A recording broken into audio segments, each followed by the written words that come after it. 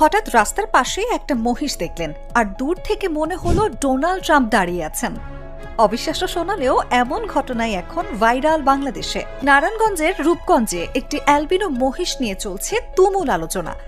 প্রায় ৭০০ কেজি ওজনের এই বিরল মহিষটির মাথার সামনের সোনালি লালচে চুল আর গায়ের রং দেখে খামারের মালিক আদর করে নাম দিয়েছেন ডোনাল্ড ট্রাম্প। সামাজিক যোগাযোগ মাধ্যমে ইতোমধ্যে ভাইরাল হয়েছে এই ট্রাম্প মহিষের ভিডিও।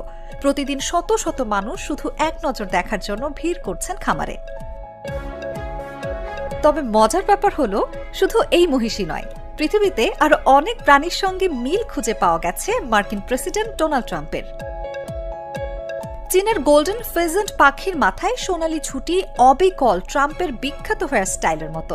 আবার পেরুর অ্যামাজনের এক ধরনের শুঁয়োপোকাকে মানুষ ডাকেই ট্রাম্প ক্যাটারপিলার নামে, কারণ তার পুরো শরীর জুড়ে থাকা সোনালি লোম দেখতে অনেকটা ট্রাম্পের চুলের মতো।